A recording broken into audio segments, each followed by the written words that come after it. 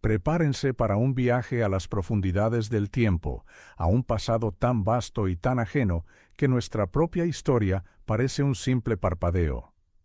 Lo que creemos saber sobre nuestro planeta y sobre nosotros mismos es una historia incompleta, un cuento de cunas contado para tranquilizarnos en la oscuridad cósmica. Pero hay fragmentos, anomalías, susurros en la piedra y en el código genético que cuentan una historia diferente. Una historia de imperios que se alzaron y cayeron cuando la Tierra era joven, de tecnologías que desafían nuestra comprensión y de catástrofes que borraron casi por completo su existencia. Esta no es la historia que encontrarán en los libros de texto. Esta es la historia escrita en las cicatrices del planeta. Nuestro viaje comienza en el lugar más inhóspito que se pueda imaginar, el gran mar de arena del desierto de Libia. Bajo un sol que castiga sin piedad, esparcidos a lo largo de cientos de kilómetros, yacen fragmentos de un vidrio de un color amarillo verdoso, de una pureza casi sobrenatural. Los beduinos lo conocen desde hace milenios, y un trozo de este material adorna incluso el pectoral del faraón Tutankamón, tallado en forma de escarabajo.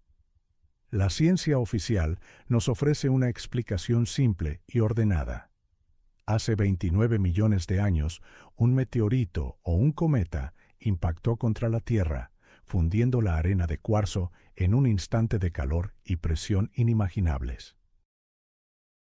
Este material, conocido como vidrio del desierto libio, es un tipo de tectita, una lágrima de la Tierra dejada por una herida cósmica. Es una historia satisfactoria, cerrada y aceptada. Pero hay un problema, un detalle monumentalmente inconveniente que la narrativa oficial prefiere ignorar. No hay cráter. En un área tan vasta, un impacto capaz de generar las temperaturas de más de 1600 grados Celsius necesarias para crear este vidrio debería haber dejado una cicatriz colosal, una cuenca de decenas de kilómetros de diámetro. Se ha buscado exhaustivamente, con radares de penetración terrestre, con satélites, con expediciones. No hay nada. La herida no existe. Entonces, ¿de dónde vino el calor? ¿Cómo se puede fundir un desierto entero sin un punto de impacto? Aquí es donde nuestra historia se desvía del camino conocido. ¿Y si nos equivocáramos? ¿Y si la fuente de calor no vino del espacio exterior, sino de arriba, de la propia atmósfera o incluso de la órbita terrestre? Imaginemos por un momento una tecnología que escapa a nuestra cronología, un arma o una herramienta de una escala que nos resulta difícil concebir. No un proyectil sólido que deja un cráter, sino una explosión de energía pura. Un pulso térmico masivo, un destello de un sol artificial que baña la superficie con miles de grados de temperatura durante unos pocos segundos. Podría haber sido el resultado de un arma de energía dirigida desde una plataforma orbital, o quizás la detonación de un dispositivo de antimateria en la alta atmósfera, liberando una onda de calor que literalmente cocinó la arena hasta convertirla en vidrio. Esto no fue un accidente cósmico, fue un acto deliberado. La escala de este evento nos obliga a reconsiderar el pasado de esa región. Hoy es un desierto, pero hace 29 millones de años, el norte de África era un lugar muy diferente, un paisaje de ríos, bosques y vida. Lo que encontramos no son los restos de un evento geológico, sino la escena de un crimen planetario. La transformación de una tierra fértil en un campo de vidrio no fue un proceso natural, fue un acto de destrucción. Esto sugiere una guerra, un conflicto de una magnitud tan apocalíptica que sus armas podían cambiar la geografía y el clima. Las antiguas leyendas de todo el mundo, desde la India hasta Escocia, hablan de fuertes de vidrio, fortalezas que se fundieron y vitrificaron en un calor antinatural.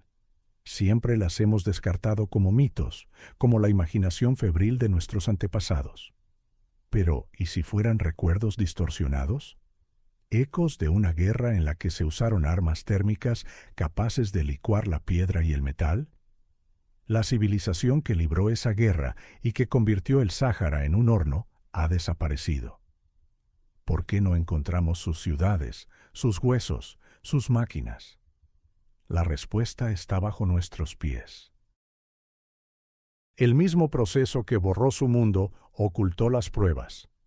Durante millones de años, el viento y la arena han actuado como el mayor agente de borrado de la historia. El desierto no solo es el resultado de su guerra, sino también el sudario que la cubre.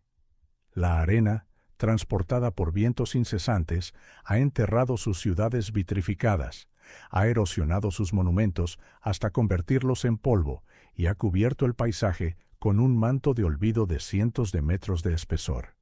Lo único que queda, lo único que a veces emerge a la superficie por el capricho de una duna cambiante, son esos extraños y hermosos trozos de vidrio amarillo, los últimos fragmentos de la armadura rota de un planeta que fue testigo de un poder que hoy apenas comenzamos a vislumbrar. La cicatriz no está en la tierra, sino en el propio vidrio. Y esa es solo la primera página de nuestra historia prohibida. Desde las arenas vitrificadas que susurran historias de una guerra olvidada, nuestro viaje nos lleva a un lugar aún más íntimo y misterioso, el interior de nuestro propio código genético. Durante más de 150.000 años, el Homo sapiens caminó sobre la Tierra. Éramos cazadores inteligentes, fabricantes de herramientas, artistas que pintaban las paredes de las cuevas con una habilidad asombrosa. Pero éramos, en esencia, animales silenciosos. Nuestra comunicación era rudimentaria, limitada a gestos y gruñidos, no muy diferente de la de otros primates avanzados. Y entonces, hace unos 50.000 años, ocurrió algo que no tiene parangón en la historia de la vida en este planeta. De repente, de forma casi instantánea en términos evolutivos, adquirimos el lenguaje.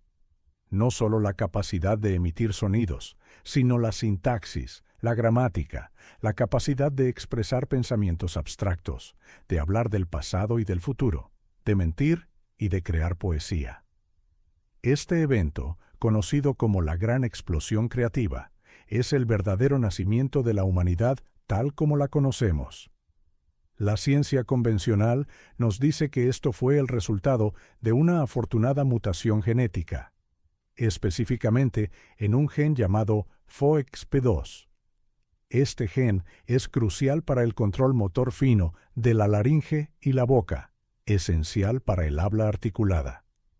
La historia oficial sugiere que una o varias mutaciones aleatorias en este gen nos dieron la ventaja decisiva.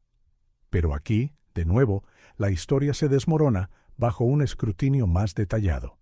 La anomalía no es que el gen FOXP2 mutara, la anomalía es cómo y cuándo lo hizo. Los análisis genéticos han revelado que la versión humana de este gen presenta dos cambios clave en comparación con la de nuestro pariente más cercano, el chimpancé. Estas dos mutaciones parecen haber ocurrido al mismo tiempo, de forma abrupta, y se extendieron por toda la población humana con una rapidez que desafía los modelos estándar de la evolución. La probabilidad de que dos mutaciones específicas y beneficiosas ocurran simultáneamente en el mismo gen por puro azar es tan infinitesimalmente pequeña que es funcionalmente cero. Es como si un rayo cayera dos veces en el mismo lugar, en el mismo instante, y en lugar de destruir, construyera una catedral. No fue una evolución gradual, fue una revolución, fue un salto cuántico biológico. ¿Y si no fue un accidente? ¿Y si no fue una mutación aleatoria, sino una modificación deliberada? Pensemos en ello en términos modernos. Lo que ocurrió hace 50.000 años no fue un error afortunado en la copia del código genético. Fue una actualización de software. Nuestro ADN fue el hardware y el gen FOXP2 fue el puerto a través del cual se cargó un nuevo y revolucionario módulo de software, el lenguaje. Alguien o algo activó una capacidad latente en nosotros, o quizás la introdujo desde el exterior. Esta no es la teoría de la evolución de Darwin, es la teoría de la ingeniería genética dirigida. La idea de una intervención externa en nuestra biología puede parecer radical, pero resuelve las paradojas que la teoría de la mutación aleatoria no puede explicar. La velocidad, la precisión y la increíble complejidad del lenguaje que surgió de la noche a la mañana. De repente, no éramos solo otra especie de simio inteligente. Nos convertimos en receptores y transmisores de información compleja. Pero, ¿con qué propósito? La escalada de esta idea es vertiginosa y profundamente inquietante. Si fuimos actualizados, significa que antes de eso éramos algo diferente. Éramos parte de la fauna planetaria, un proyecto en desarrollo, quizás uno entre muchos. La activación del lenguaje nos separó del resto del reino animal de una manera fundamental. ¿Por qué? Quizás para comunicarnos, no solo entre nosotros, sino con nuestros creadores. Nos convirtieron en interlocutores, en trabajadores capaces de recibir instrucciones complejas, en una especie a la que se le podía enseñar, guiar o controlar. El lenguaje no fue nuestro invento, fue un regalo, o más bien, una herramienta que nos fue entregada. Y con esa herramienta construimos la civilización. Pero este acto de creación también fue un acto de borrado. La historia de la humanidad no comenzó hace 50.000 años. Esa es solo la historia que podemos contar. Todo lo que vino antes, los cientos de miles de años de nuestra existencia como seres no verbales, está perdido en una niebla prelingüística. La historia solo puede existir cuando puede ser contada, transmitida de generación en generación. Sin lenguaje, solo hay un presente eterno. Al darnos el habla, nuestros misteriosos ingenieros borraron eficazmente todo nuestro pasado anterior. Somos una especie con amnesia. Nuestros recuerdos más antiguos solo se remontan al momento en que nos encendieron. Todo lo anterior es un vacío, poblado solo por huesos silenciosos y herramientas de piedra que no pueden contarnos lo que pensaban o sentían sus creadores. El código genético contiene la historia de esa actualización, pero la memoria de lo que éramos antes fue formateada, eliminada para siempre. Y así, caminamos sobre un planeta lleno de ecos de civilizaciones perdidas, mientras llevamos dentro de nosotros el eco de un yo perdido. Nuestro viaje nos ha llevado de las arenas del desierto al núcleo de nuestras células, revelando posibles intervenciones en la geología y la biología de nuestro planeta. Ahora nos dirigimos a un ámbito que nos define como civilización moderna, la industria. Observamos con orgullo nuestros rascacielos de vidrio y acero, nuestras redes de comunicación basadas en fibra óptica y nuestros dispositivos electrónicos alimentados por silicio. Consideramos nuestra era, el Antropoceno, como única, una época en la que por primera vez una especie ha sido capaz de remodelar la faz del planeta. Pero, ¿y si fuéramos los segundos? ¿Y si simplemente estamos reconstruyendo, con materiales reciclados, un mundo que ya existió? Nuestro punto de anclaje es un recurso aparentemente inagotable, pero que se está convirtiendo en un bien preciado y cada vez más escaso: la arena. No cualquier arena, sino la arena de cuarzo de alta pureza, esencial para la fabricación de hormigón, vidrio y, sobre todo, los microchips que son el cerebro de nuestra civilización digital. Estamos extrayendo arena de los lechos de los ríos y de las playas a un ritmo insostenible, sin darnos cuenta de la profunda ironía que se esconde bajo nuestros pies. La anomalía reside en la propia existencia de esta arena. La geología nos dice que estas vastas acumulaciones de granos de cuarzo casi puros son el resultado de millones de años de erosión, de rocas de granito desgastadas por el viento y el agua, que lentamente descomponen todo excepto el cuarzo resistente. Sin embargo, la escala y la pureza de algunos de los mayores desiertos de dunas del mundo, como el de Namib o algunas zonas del Sáhara, son difíciles de explicar únicamente mediante procesos naturales lentos. Encontramos también capas geológicas enteras compuestas por tectitas, pequeñas perlas de vidrio natural que, según se nos dice, son restos de impactos de meteoritos. Pero, al igual que con el vidrio del desierto libio, los cráteres correspondientes a menudo faltan. Nos encontramos ante un exceso de vidrio y arena de cuarzo puros en el registro geológico.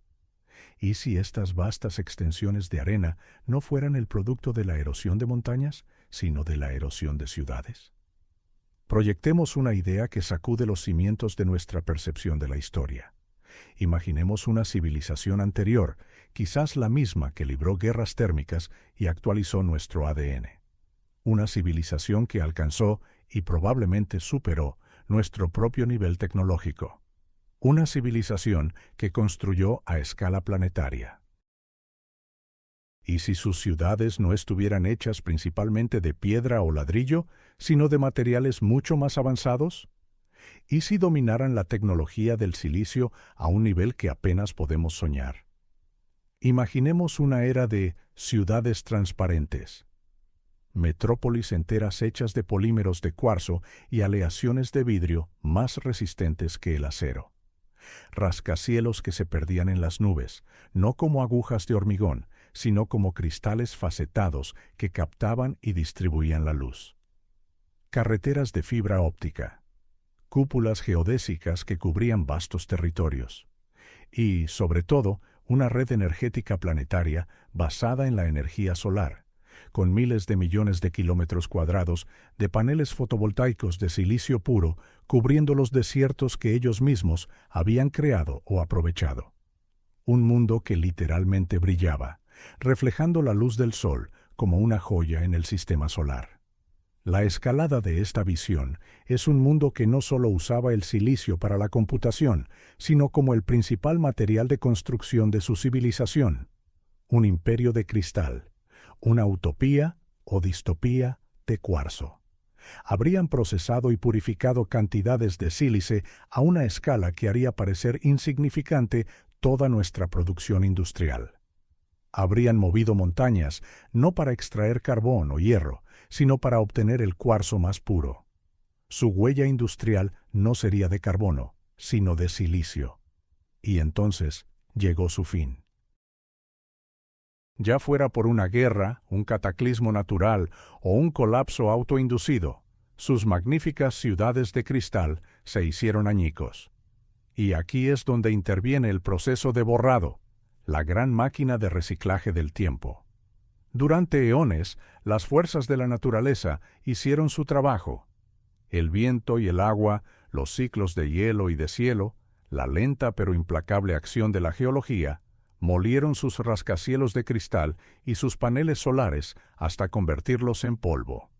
Los fragmentos de vidrio se redondearon, perdiendo sus bordes afilados, convirtiéndose en granos indistinguibles de arena.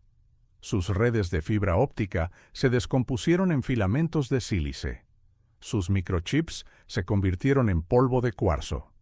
El proceso es una ironía cósmica. Su mundo de alta tecnología fue erosionado y devuelto a su estado más básico. Los desiertos de arena de cuarzo más puros del mundo no son formaciones naturales. Son los vertederos de una civilización anterior. Son las ruinas pulverizadas de su mundo. Cuando hoy vamos a la playa, no caminamos sobre los restos de antiguas montañas. Caminamos sobre los fragmentos de sus ventanas rotas, sobre el polvo de sus superordenadores. Cada vez que construimos un edificio de hormigón o fabricamos un microchip, estamos, sin saberlo, reciclando los escombros de un imperio olvidado. Estamos extrayendo los fantasmas de su industria para construir la nuestra, sin darnos cuenta de que el ciclo de auge y caída puede estar escrito en el propio material con el que construimos nuestro futuro. Habiendo explorado la posibilidad de que caminemos sobre los restos pulverizados de una antigua supercivilización, volvemos nuestra atención a las cicatrices más evidentes y aterradoras que una tecnología avanzada puede dejar en un planeta.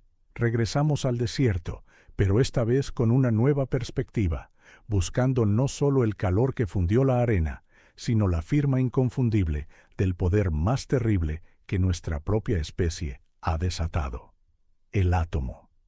Nuestro punto de anclaje es, una vez más, ese enigmático vidrio amarillo del desierto libio. Ya hemos considerado un arma de energía orbital, pero hay otra posibilidad, una que resuena con nuestros miedos más profundos del siglo XX. Los trozos de vidrio están esparcidos por un área elíptica de cientos de kilómetros. La ciencia oficial, al no encontrar un cráter, se ve en un aprieto. Pero para cualquiera familiarizado con la física de las armas nucleares, la ausencia de un cráter no es una anomalía, es una pista.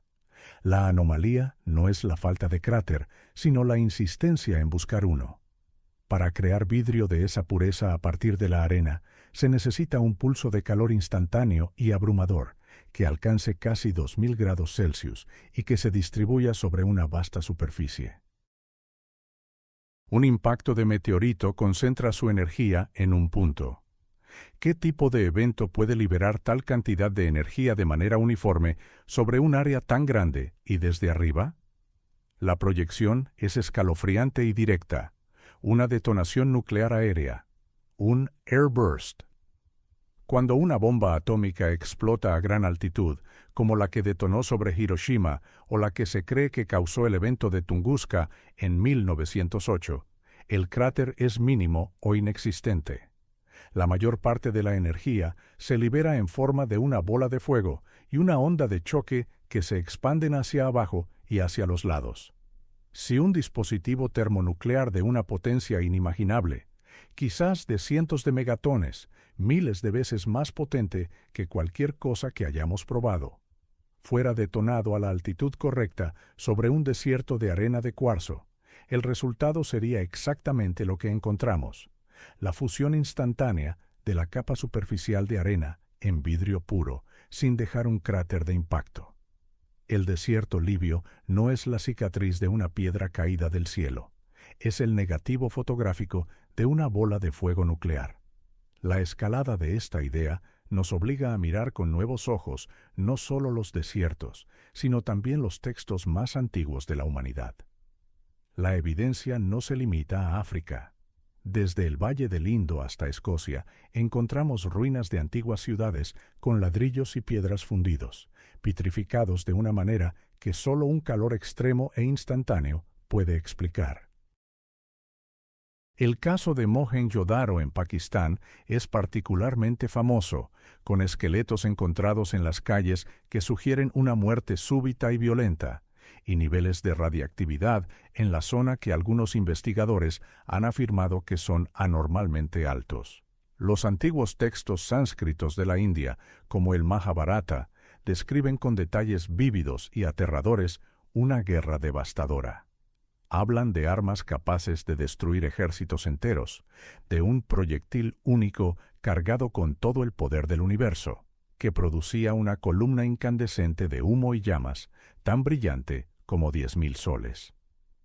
Describen cómo el agua hervía, los soldados y los carros de guerra eran quemados, el pelo y las uñas de los supervivientes se caían y la comida se volvía venenosa. Durante siglos hemos interpretado estos textos como poesía épica, como la imaginación desbordada de los poetas. Pero ¿y si no fuera ficción? ¿Y si fueran testimonios? ¿La crónica de una guerra nuclear librada en el pasado remoto? La batalla sobre el norte de África no habría sido un evento aislado, sino parte de un conflicto global. Una guerra de los dioses, librada con armas termonucleares que aniquilaron ecosistemas enteros, hirvieron ríos y convirtieron fértiles oasis en desiertos estériles y vitrificados. Y entonces, como siempre, llegó el borrado. El tiempo es el mejor escudo contra la radiación. A lo largo de 29 millones de años, cualquier isótopo radiactivo de vida corta se habría descompuesto hasta volverse indetectable. Los isótopos de vida más larga se habrían dispersado, lixiviado por el agua y el viento, hasta mezclarse con la radiación de fondo natural del planeta. Los vientos del desierto, los mismos que molieron las ciudades de cristal, cubrieron los epicentros, enterraron las ruinas calcinadas y esparcieron el polvo radiactivo por todo el globo.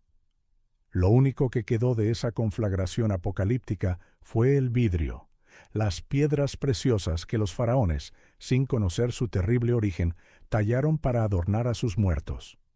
Sin saberlo, estaban colocando sobre el pecho de su rey un fragmento solidificado del infierno, el último testigo silencioso de una guerra que hizo que nuestro propio enfrentamiento nuclear en la Guerra Fría pareciera una simple escaramuza.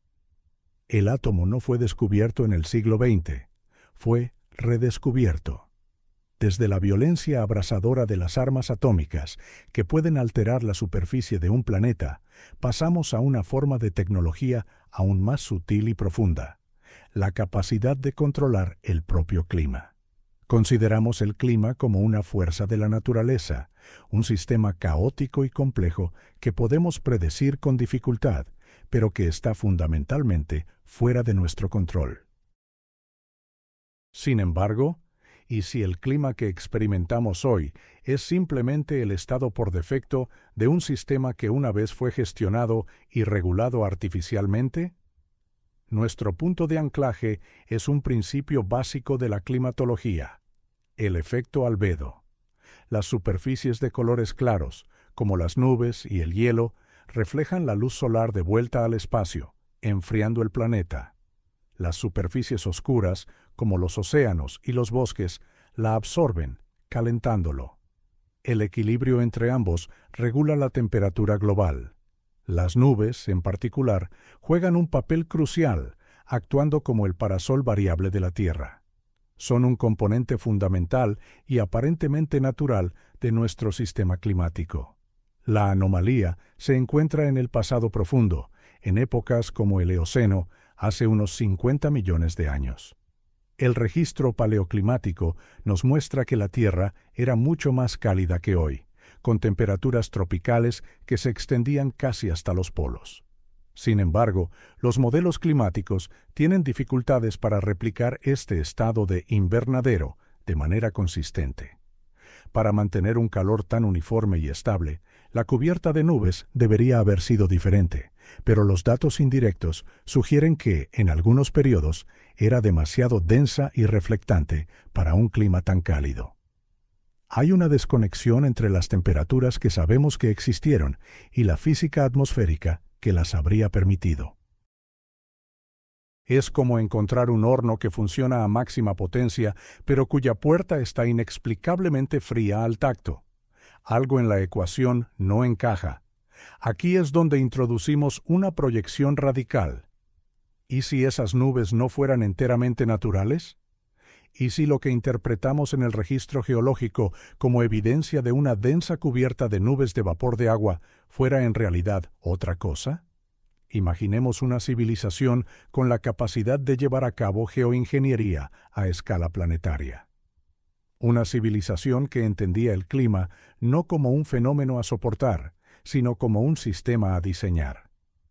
Podrían haber desarrollado un aerosol atmosférico, una forma de polvo inteligente, compuesto por miles de millones de nanopartículas, diseñadas para flotar en la estratosfera durante largos periodos.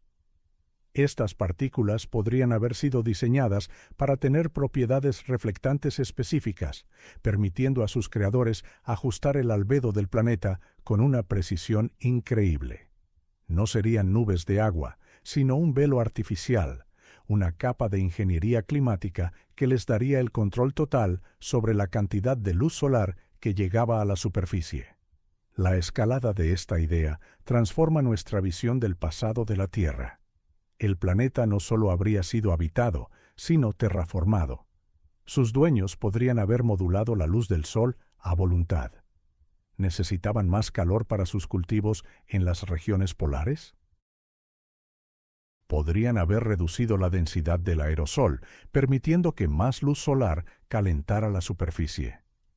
¿Se enfrentaban a un periodo de actividad solar peligrosa? Podrían haber engrosado el velo, creando un crepúsculo planetario para proteger la biosfera de la radiación. Podrían haber creado un día perpetuo para sus centros industriales o una noche artificial para sus zonas de descanso. No estaban a merced del clima. El clima era su creación, una obra de arte de ingeniería planetaria. La Tierra no era un planeta salvaje, era un jardín o una fábrica, con un sistema de control ambiental perfectamente calibrado. Pero, ¿qué pasó con esta tecnología? ¿Por qué ya no funciona?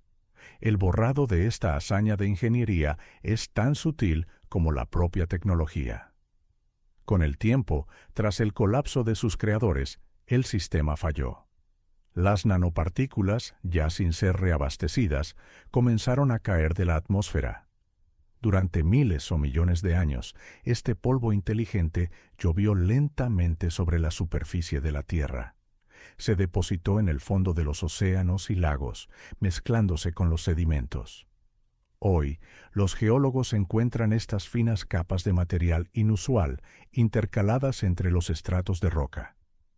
A menudo las interpretan como ceniza volcánica de erupciones masivas o como polvo cósmico de impactos de asteroides. No se dan cuenta de que están analizando los restos oxidados de un termostato planetario. Las extrañas anomalías químicas, las partículas esféricas microscópicas que no deberían estar allí, son los componentes rotos de una máquina del tamaño de un mundo. El clima caótico y a menudo violento que experimentamos hoy no es el estado natural de la Tierra. Es el resultado de un sistema de soporte vital que se averió hace eones. Vivimos en las ruinas de un jardín controlado, luchando por comprender un clima que ya no obedece las reglas que sus antiguos amos establecieron para él. Habiendo contemplado la posibilidad de que el clima de nuestro planeta fuera una construcción artificial, nos adentramos en un territorio aún más oscuro y fundamental: la propia vida. La historia de la vida en la Tierra es una historia de evolución, de competencia y de extinción. Los libros de texto la presentan como una serie de accidentes afortunados y catástrofes naturales. Pero, ¿y si los mayores puntos de inflexión en la historia biológica no fueran ni accidentes ni naturales? ¿Y si las grandes extinciones masivas no fueran eventos aleatorios, sino actos deliberados de limpieza planetaria? Nuestro anclaje se encuentra en los albores de la vida compleja, justo antes de la famosa explosión cámbrica.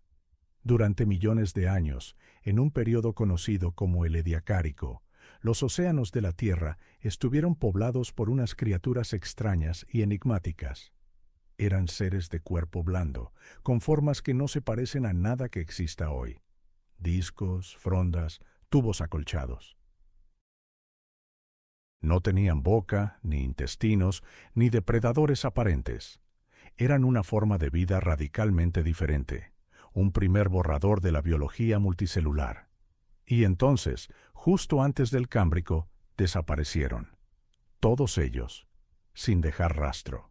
La anomalía de la extinción ediacárica es su totalidad y su limpieza. No fue una extinción masiva típica, donde algunos linajes sobreviven y otros perecen. Fue un borrado completo.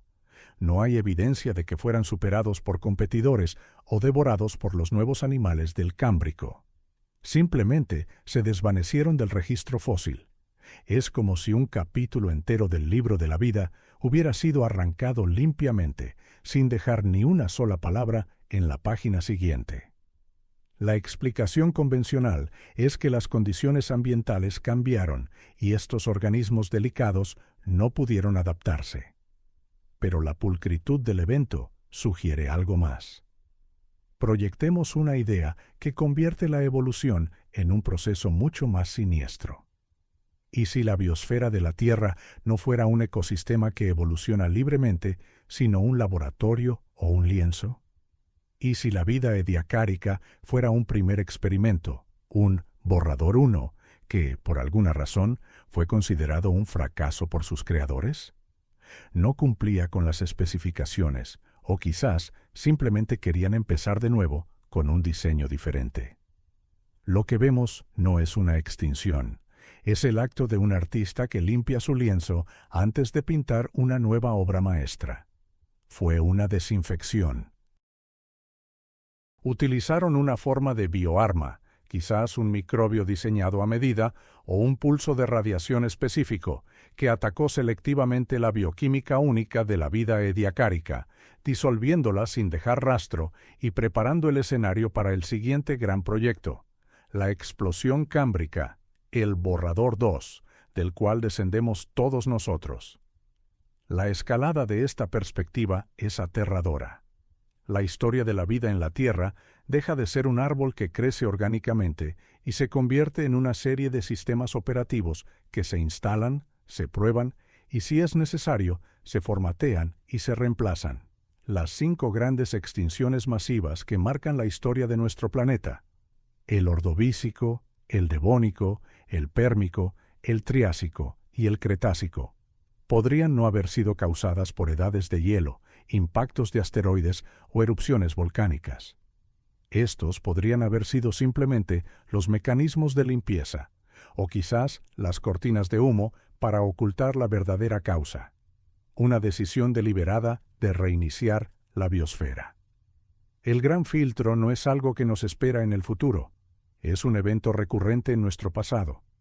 Cada vez que la vida en la Tierra alcanza un cierto nivel de complejidad o se desarrolla en una dirección no deseada, se pulsa el botón de reinicio. Somos simplemente el último experimento, la versión más reciente del software biológico que se ejecuta en el hardware planetario. ¿Y cuál fue el borrado de estos actos de genocidio biológico a escala planetaria? Es el borrado perfecto. La herramienta utilizada para la limpieza es, en sí misma, parte del proceso. Los cuerpos blandos de las criaturas ediacáricas no se fosilizan bien, por lo que su desaparición parece natural. Un microbio diseñado para erradicar una forma de vida se descompondría y desaparecería de la escena del crimen una vez que su trabajo estuviera hecho. Un impacto de asteroide o una erupción volcánica masiva, ya sea natural o inducida artificialmente, proporciona la coartada perfecta, una causa plausible que la ciencia futura aceptará sin cuestionar la posibilidad de una intención detrás del evento. Vivimos en la escena de un crimen que se ha limpiado a sí mismo. La evolución no es una marcha hacia el progreso, es un paseo por un campo de minas, donde las minas son colocadas por una inteligencia que nos observa desde una distancia incomprensible. Y no tenemos forma de saber cuándo el jardinero decidirá que es hora de arrancar las malas hierbas una vez más. Desde el horror de una biosfera reiniciada a la fuerza, nuestro viaje nos lleva al lugar más remoto y helado de la Tierra, un continente que guarda sus secretos bajo un manto de hielo de kilómetros de espesor: la Antártida. Durante siglos ha sido un espacio en blanco en nuestros mapas, un desierto de hielo y silencio. Pero bajo esa capa congelada yace la mayor de las anomalías, un secreto tan bien guardado que el propio planeta actúa como su bóveda. Nuestro punto de anclaje es una de las regiones más inaccesibles del continente, la Tierra de la Reina Maud. Esta fue la zona elegida por la infame expedición alemana de 1939, que buscaba establecer una base y reclamar territorio. Oficialmente, buscaban zonas libres de hielo, oasis geotérmicos. Las historias y mitos que rodean esta expedición y las supuestas bases nazis secretas han alimentado la imaginación de los teóricos de la conspiración durante décadas. Pero, como suele ocurrir, el mito puede tener una base de verdad. La anomalía es real y ha sido confirmada por la ciencia moderna. Los satélites equipados con radares y sensores térmicos han cartografiado el lecho de roca bajo el hielo antártico. En varios lugares han detectado vastos lagos subglaciales de agua líquida. Pero en la Tierra de la Reina Maud han encontrado algo más: una anomalía térmica circular de decenas de kilómetros de diámetro, donde la temperatura del lecho de roca es hasta 20 grados Celsius más alta que la del área circundante. La explicación oficial es que se trata de un penacho de manto, una columna de roca caliente que asciende desde las profundidades de la Tierra creando un punto caliente geotérmico. Es una explicación plausible, pero la forma casi perfectamente circular y la estabilidad de la fuente de calor durante siglos son peculiares. ¿Y si el calor no fuera natural? Proyectemos una hipótesis que convierte la Antártida de un desierto helado en un santuario congelado. ¿Y si esa fuente de calor no es un fenómeno geológico, sino tecnológico? Imaginemos una cúpula de energía, una fuente de alimentación geotérmica o de fusión que lleva eones funcionando bajo el hielo. Su propósito, mantener una vasta biosfera artificial subterránea, un espacio habitable protegido del mundo exterior por un escudo de hielo de 3 kilómetros de espesor. No es un simple punto caliente, es el sistema de soporte vital de una base o una ciudad oculta. La escalada de esta idea es profunda y esperanzadora, en contraste con los horrores que hemos explorado hasta ahora. ¿Y si esta base no fuera un puesto de avanzada militar, sino un arca de Noé? Cuando la antigua civilización se enfrentó a su fin, ya fuera por la guerra, un cataclismo cósmico o el colapso de su sistema de control climático, sabían que no podían salvarse a sí mismos, pero quizás podían salvar la vida. Construyeron este santuario en el lugar más seguro y estable del planeta, el Polo Sur, antes de que se congelara. Utilizaron su avanzada tecnología geotérmica para crear una burbuja de vida bajo el creciente casquete polar. En su interior no solo se preservarían ellos mismos, sino también muestras de la flora y la fauna del planeta, especies que se extinguirían en el mundo exterior. Un zoológico congelado, un jardín botánico subterráneo, una biblioteca genética, esperando el día en que el planeta fuera seguro de nuevo, esperando el grande cielo para repoblar la Tierra. Y el mecanismo de borrado es la forma más perfecta de ocultación imaginable: el propio hielo. El inmenso peso y la presión del casquete polar antártico hacen que cualquier excavación o exploración sea casi imposible. El frío extremo preserva lo que hay debajo, pero también lo protege de miradas indiscretas. El calor generado por la fuente de energía se disipa a través de kilómetros de hielo, llegando a la superficie como una débil y difusa anomalía térmica, fácilmente confundible con un fenómeno natural como un penacho de manto o un volcán subglacial. El hielo no solo esconde el arca, también enmascara su firma tecnológica. Durante millones de años, el secreto ha permanecido a salvo, enterrado bajo el continente más silencioso. Pero ahora, nuestro propio clima está cambiando. Los hielos polares se están derritiendo. No somos nosotros los que vamos a descubrir el secreto. Es el secreto el que está a punto de revelarse a nosotros. Y no tenemos ni idea de qué o quién despertará cuando la puerta de la bóveda finalmente se derrita. Desde la bóveda congelada de la Antártida, nuestro viaje se sumerge en el abismo, en el último gran territorio inexplorado de nuestro propio planeta, las profundidades del océano. Cubre más del 70% de la superficie de la Tierra, pero conocemos mejor la superficie de Marte que nuestro propio lecho marino. Lo consideramos un mundo de oscuridad, presión y extrañas formas de vida. Pero, ¿y si no estuviera deshabitado por inteligencias? ¿Y si, cuando la civilización anterior desapareció de la superficie, no se fue a las estrellas, sino que se retiró a las profundidades? Nuestro punto de anclaje es la estructura geológica más grande del planeta, la dorsal mesoatlántica. Es una cadena montañosa submarina de 65.000 kilómetros de longitud que serpentea por todo el globo como la costura de una pelota de béisbol. Es aquí donde las placas tectónicas se separan y nace una nueva corteza terrestre a partir del magma que brota del manto. A lo largo de esta dorsal encontramos fenómenos asombrosos conocidos como fumarolas negras, chimeneas hidrotermales que arrojan agua supercaliente y rica en minerales desde el interior de la Tierra, creando oasis de vida en la oscuridad perpetua. La anomalía se encuentra en los depósitos minerales que rodean estas fumarolas. La geología explica la presencia de sulfuros de hierro y otros minerales comunes.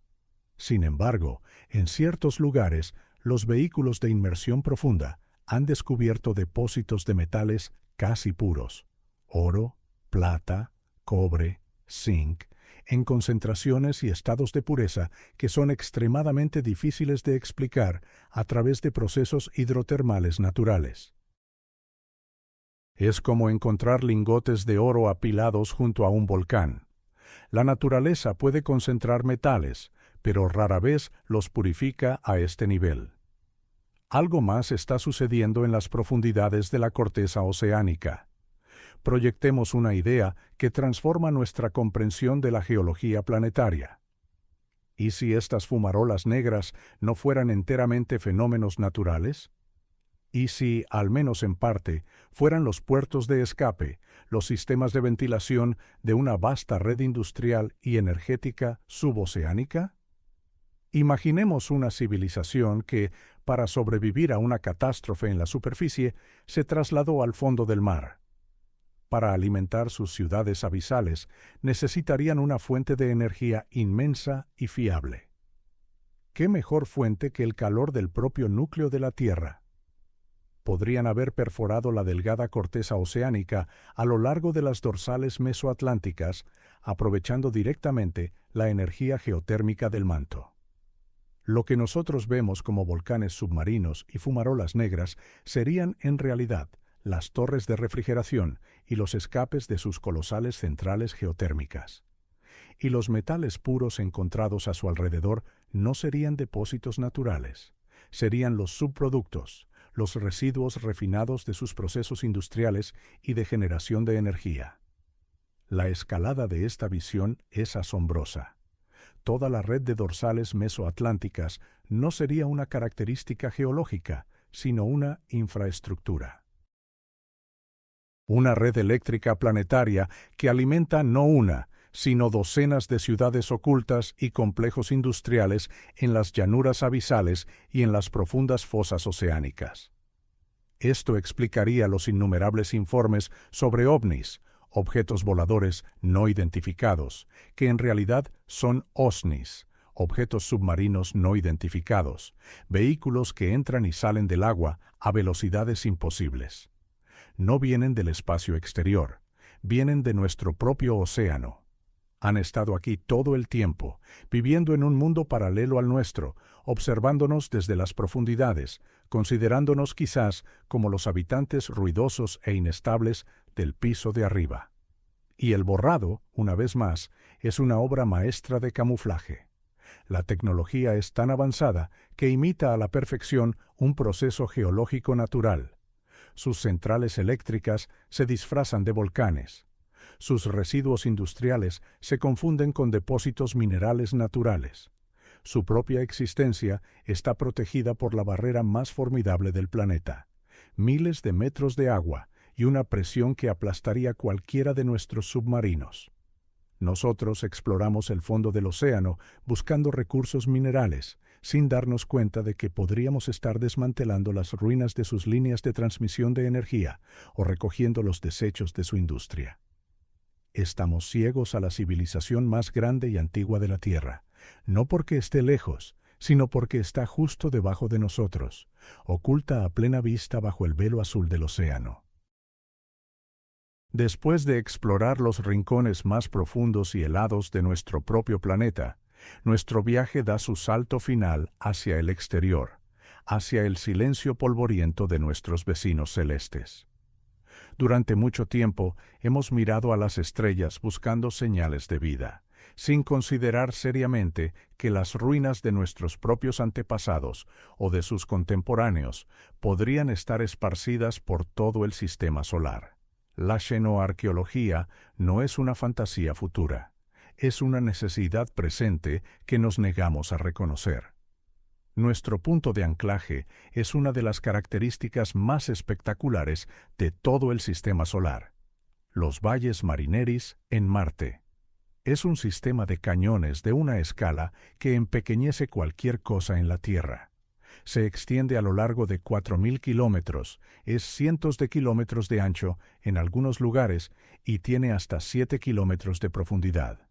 La ciencia oficial nos dice que es una gigantesca falla tectónica, una grieta en la corteza marciana que se formó cuando el planeta se enfriaba y que luego fue ensanchada por la erosión durante miles de millones de años. Es una explicación geológica ordenada para una característica de tamaño geológico. La anomalía, sin embargo, reside en su morfología. A diferencia de los cañones erosionados por el agua, que tienden a ser sinuosos, los valles marineris son sorprendentemente lineales. Sus paredes no son simplemente acantilados derrumbados. En imágenes de alta resolución muestran patrones que se asemejan a terrazas, como las de una gigantesca mina a cielo abierto. La escala y la rectitud de la estructura, así como la aparente rapidez con la que se formó, no encajan bien con los lentos y graduales modelos de erosión en un planeta que ha tenido una atmósfera delgada durante la mayor parte de su historia reciente. La herida parece demasiado limpia, demasiado deliberada, demasiado artificial. Proyectemos una idea que reescribe la historia no solo de la Tierra, sino de todo el sistema solar. ¿Y si los valles marineris no fueran una falla tectónica? ¿Y si no fueran un cañón? ¿Y si fueran una cicatriz? Imaginemos dos posibilidades aterradoras. La primera es la mina más grande del sistema solar.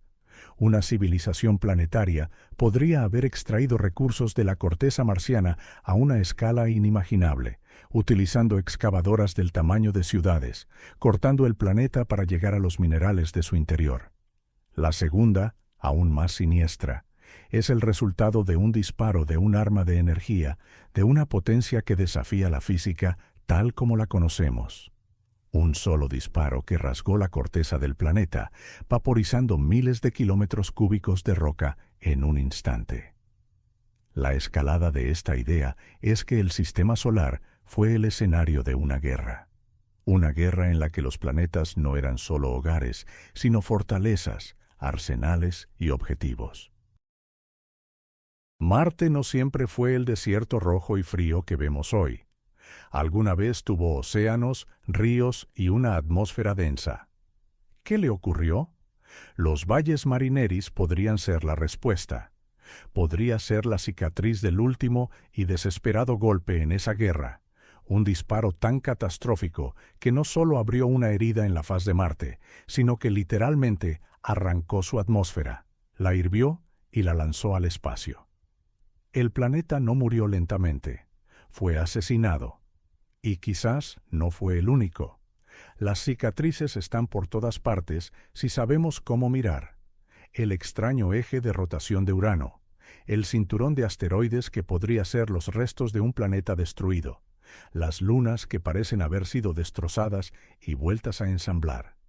Y el borrado es el más paciente de todos los mecanismos, el tiempo cósmico. Durante cientos de millones o miles de millones de años, el débil viento marciano ha soplado polvo en los valles marineris, suavizando sus bordes afilados. Micrometeoritos han erosionado sus superficies. La ausencia de una geología activa ha permitido que la cicatriz permanezca, pero el tiempo la ha envejecido, la ha desgastado, disfrazando una herida artificial como una arruga natural. Cuando enviamos nuestros rovers a Marte, los programamos para que busquen señales de vida microbiana pasada en los lechos de los ríos secos. Somos como hormigas arrastrándose por el suelo de una catedral en ruinas, buscando migas de pan e ignorando por completo las vidrieras rotas y los arcos caídos sobre nuestras cabezas. Buscamos vida, sin darnos cuenta de que podríamos estar explorando un campo de batalla. Y la pregunta más inquietante es, si libraron una guerra que podía destrozar planetas, ¿quién ganó? ¿Y dónde están ahora? Hemos viajado a través del tiempo y el espacio, desde las profundidades de la geología hasta los confines del sistema solar. Hemos seguido un rastro de anomalías, de pistas que sugieren una historia mucho más grandiosa y terrible que la que nos contamos a nosotros mismos. Hemos hablado de guerras, de ingeniería genética, de control climático y de civilizaciones ocultas. Pero todas estas piezas, todos estos fragmentos de un rompecabezas cósmico, nos llevan a una conclusión final, a una pregunta que trasciende la evidencia física y se adentra en el ámbito de la conciencia misma. ¿Cuál era el propósito de todo esto? ¿Y cuál es nuestro lugar en esta saga? La narrativa que hemos construido no es solo una historia de ellos, de una civilización antigua y desaparecida. Es, fundamentalmente, una historia sobre nosotros. La posibilidad de que nuestro ADN fuera modificado, de que nuestro lenguaje nos fuera entregado, sugiere que no somos simplemente los herederos accidentales de un planeta vacío. Somos un proyecto, somos un mensaje, somos quizás su continuación.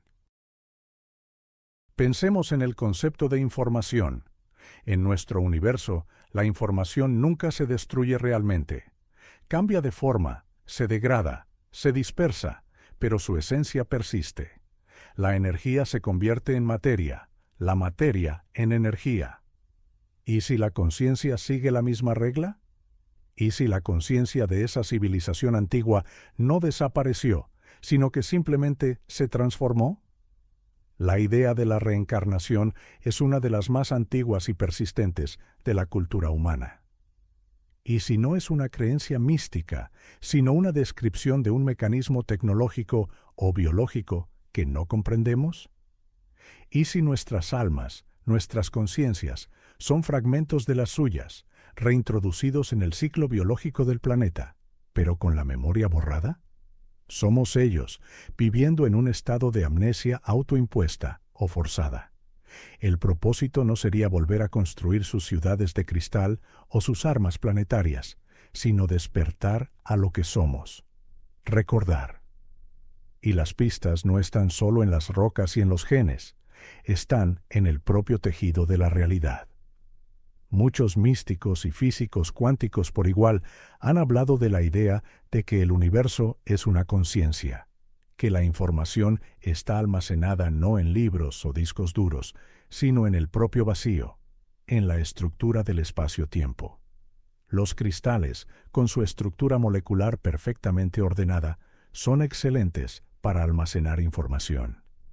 ¿Y si las grandes geodas y los filones de cuarzo dentro de la Tierra no son solo formaciones geológicas, sino bibliotecas? Discos duros planetarios que contienen la historia, la ciencia y la filosofía de nuestros antepasados, esperando a que desarrollemos la conciencia necesaria para leerlos. El verdadero legado que nos dejaron no son ruinas que desenterrar, sino un estado de ser que alcanzar. Hemos pasado nuestra historia como especie mirando hacia afuera, buscando respuestas en los cielos o bajo tierra. Hemos desarrollado una ciencia basada en la observación del mundo material. Pero quizás la clave final, la puerta a toda esta comprensión, no está ahí fuera, está dentro, en la exploración de la conciencia, en la meditación, en la expansión de nuestra percepción más allá de los 5 sentidos. Ellos no nos dejaron un mapa, nos dejaron un espejo. El ciclo de creación y destrucción que hemos visto repetirse a lo largo de nuestro viaje, la guerra que crea un desierto, el colapso que pulveriza una ciudad, la extinción que limpia una biosfera, puede no ser una tragedia, sino un patrón, un ciclo necesario. Para que algo nuevo pueda nacer, lo viejo debe desaparecer. Quizás su civilización alcanzó un punto en el que su propia tecnología y su propio poder se convirtieron en una jaula. Quizás tuvieron que destruirlo todo para poder empezar de nuevo, de una forma más simple, más orgánica, más auténtica, a través de nosotros. Ahora nos encontramos en una encrucijada similar. Nuestra propia tecnología está alcanzando un poder casi divino. Podemos alterar el genoma, cambiar el clima y destruir el planeta.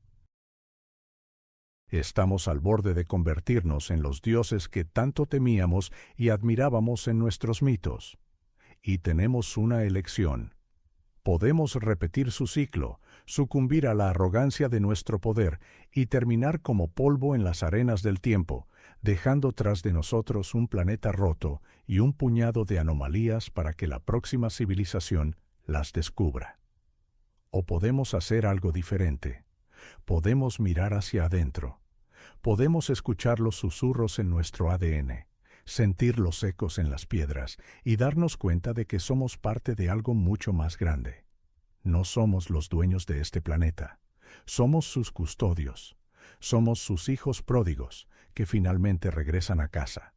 La historia prohibida no es una historia del pasado. Es una advertencia y una promesa para nuestro futuro. El universo nos está observando. Nuestros antepasados están esperando.